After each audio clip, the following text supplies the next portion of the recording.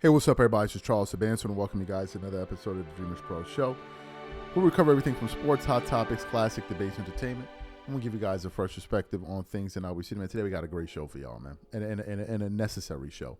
But before we get into it, please make sure you like the video and sub to the channel. Be sure to follow me on Instagram. My handle is CTABANZ. So as y'all know, we've been defending Kobe Bryant a lot on this channel. We've been defending him for a long time, but really as of now, I got people all over the internet messaging me like, yo, appreciate the good work that you're doing for Kobe, holding it down for him, trying to push back on some of these ridiculous narratives, right? Because Kobe's name has been under attack. And ironically, it's been under attack from a lot of NBA players. Funny enough, and the NBA media, right? And some of us out here have been saying, when are some of the bigger names going to step up and defend Kobe? Right, some other names have stepped up. Matt Barnes stepped up. Byron Scott recently stepped up. Some other Olden Polynice stepped up. Some other guys have stepped up here and there. But we need some bigger voices to come out here and push back on some of this nonsense, because they're trying to literally tarnish this guy's legacy and distort it. And like, well, he was great, but he wasn't really that great. This is what you saw, but let's really that's what they've been doing. So late last night, I think after we published our last video on the channel, a video pops up of Kyrie Irving. I think, was he on Twitch or streaming or something like that? I don't know what that thing is he does. I don't know if they play video games on there. I don't know if you're talking. I don't know what it is, but Kyrie was doing something like that, live streaming or whatever. And the subject matter of Kobe Bryant came up, right? And if you know anything about Kyrie and Kobe, he doesn't play around with Kobe Bryant. He doesn't play around with him. I'm guessing that's his favorite player of all time, and he's always respected Kobe Bryant's legacy and tried to keep it to keep it alive. So Kyrie Irving doesn't mess around with Kobe, right? Because he doesn't joke with his name. And apparently Kyrie Irving has been hearing some of the disrespect from some of his counterparts, NBA players in the media. And Kyrie Irving said, look, enough is enough.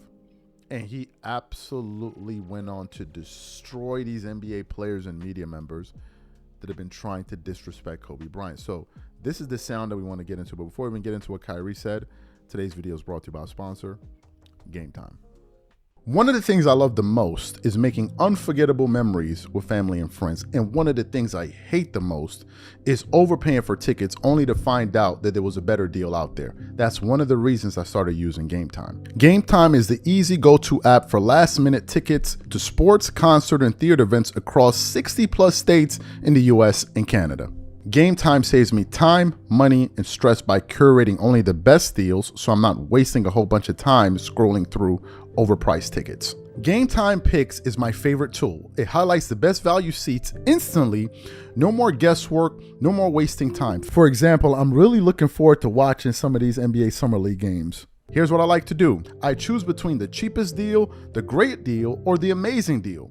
Once you select the ticket you want, you can use their panoramic seat view to ensure you know exactly what you're getting before you buy. So take the guesswork out of buying tickets with Game Time. Download the app, create an account, and use code CLNS for $20 off your first purchase. Again, create an account and use redeem code CLNS for $20 off. And remember, whenever you support this sponsor, you're supporting this channel. Thank you. So what I want to do now is I want to play exactly what Kyrie Irving had to say, and then I want to come back and react to his comments. Take a listen to Kyrie Irving here. I'm not letting people revise history. I'm not letting people come on and talk about Kobe like Kobe wasn't one of the best that not only played, but that came in as a 17-year-old against grown men. And by the time this man was 22 years old, he had a few championships and he was busting the best of the best ass. If y'all don't knock that I'm talking to y'all at home, the fucking media talking heads, the ones that casually throw names around like, bro, if you don't knock it off, you weren't like that. It's okay. Not everybody could be Kobe. Not everybody could wear those size, you know what I mean, size shoes that he had. Yeah, I'm not going down into detail about this because what's said on the internet and the digital space is said. It's the internet. But when it comes to real respect and real recognizing real, this man, Kobe Bean Bryant, is immortalized not just because of his basketball. That's what I'm trying to tell y'all. Like, this man, he is way bigger because of the character, because of what we witnessed him go through. We didn't care if we didn't care about certain failures. The real Kobe fans didn't care about the failures. They didn't care about the naysayers. The real Kobe fans, the real Mamba fans that I'm talking to didn't care about who he was competing with. We know who fucked with Kobe and who didn't. I know who fucked with Kobe and who didn't. I'm not going to say I knew Kobe the best at all. I won't say that. You know, I'm not going to disrespect all his relationships. I'm not going to do that. But what I will say is put respect. Put respect where it's due, y'all. We know who Kobe fucked with. That's the thing. We not letting people revise history. At the end of the day, when I look at the way that people are treated when they're no longer here, right? That bothers me. He's not able to sit in front of us and give us the takes or give us the, you know, how he feels about his own takes. But bruh, can we just be honest at this point? The man put on the shoes and became 2.0 of one of the greatest of all time play. He obviously is Kobe being Bryant, but the man studied the greatest of all time.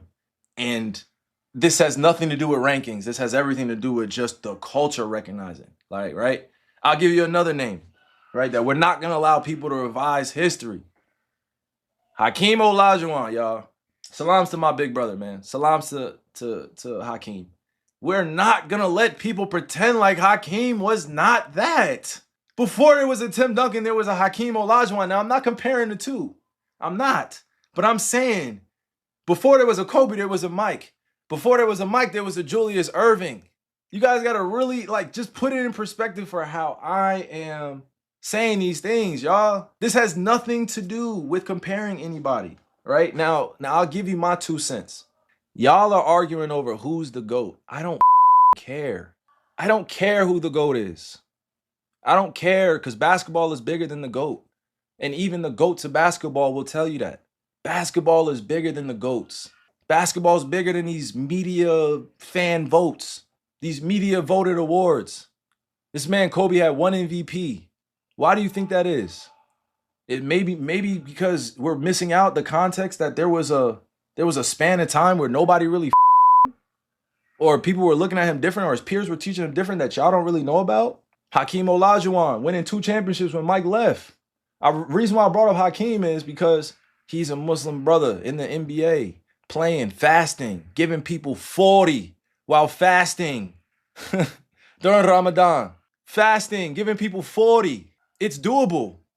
That's what I'm saying. The things that I was involved in, you know what I mean? It's not just involved in, but the things that I've committed to, it has a lot of historical context that we're missing out and that the media fails to add in, right? I don't give a who the GOAT is, but y'all not about to just sit here and just disrespect basketball. People just be saying the wildest takes. Who's the best at this? Who's the best at that? Y'all can have that. But when it comes to the basketball culture, it's bigger than the GOATs. Nobody's bigger than the game.